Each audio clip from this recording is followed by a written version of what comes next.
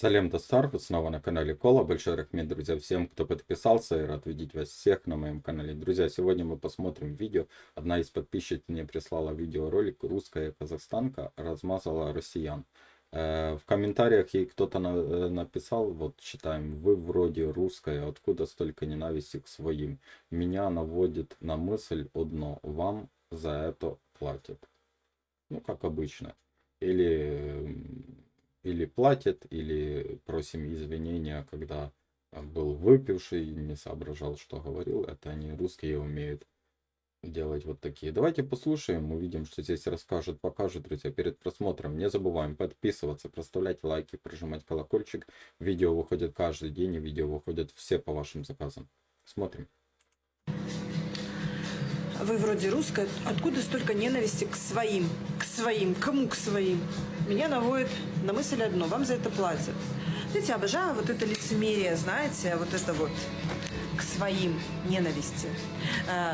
Где ненависть, непонятно. Ну, ненависть только вы видите, понимаете? Кто чем наполнен, как говорится.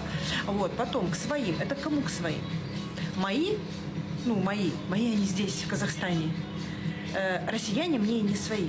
Если вы говорите о национальности, о нации, да, то есть типа по принципу ворон ворону глаз не выклюют, так это я по такому принципу не живу. И знаете ли, о ненависти и о разных нациях здесь говорите только вы. Не заметили?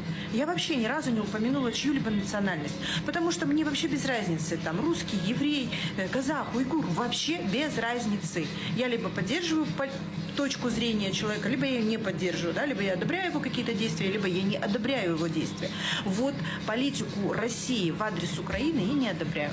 Политику России в адрес своих граждан, которых в тюрьму закрывают, да, там за какие-то там рисунки, еще что-то. Кстати, с вами мы об этом дискутировали, вас это вообще ни в чем не убедило. И опять же вы пишете, да, в другом комментарии, что я смотрю только российские каналы, и там нигде про Казахстан плохо никто не говорит. У вас выборочно, знаете, вот это вот, ну, вы вообще как-то выборочно информацию воспринимаете, ту, которая вас устраивает. А то, что вас наводит на мысль одно, это значит, мне за это платят, за мое мнение, так это значит, у вас мыслей других нету.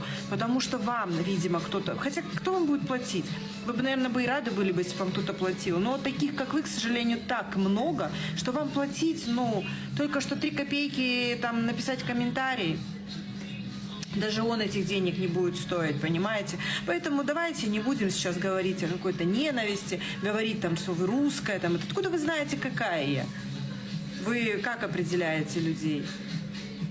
Поэтому вот как раз-таки то, что вы говорите, меня наводит на мысль, что вы просто обычная нацистка. Собственно говоря, я других выводов не могу сделать.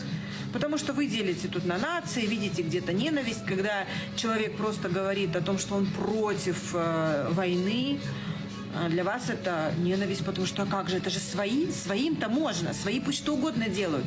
А вот если чужие что-то сделали, вот тут-то мы в праведном гневе встанем, вот это вот с триколором. Только знаете, я понять не могу, почему, сидя в Казахстане, вы называете своими граждан вообще другой страны.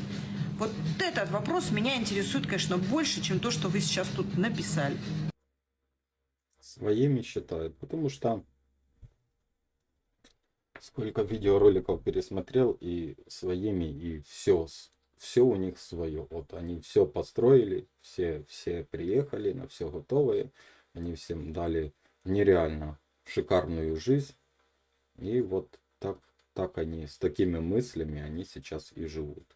И то, что делить людей... Я раньше тоже не делил людей на национальности, но после того, как Россия сделала и делает такие вещи, то хотелось бы понять, я честно не знаю, кто девушка по национальности, наверное, может и русская, может и казашка, но в любом случае, если русская, и она не поддерживает вот эту войну, которая сейчас происходит, и так может высказаться в Казахстане, да, говоря это все впрямую, отвечая на такие комментарии, и не слепо смотрит какие-то телевидения и пропаганду русскую.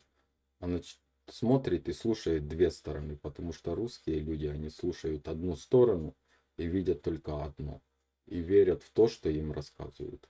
А здесь, конечно же, очень приятно услышать от русской, живущей в Казахстане, такие вещи, потому что когда я видел и в городе Актюбе, и в различные видеоролики, как ходят, опросы делают, ну, вроде 90%, да, поддерживают Украину, но есть все люди, которые не хотят свое мнение высказывать, чего-то боятся, не понимаю, чего боятся.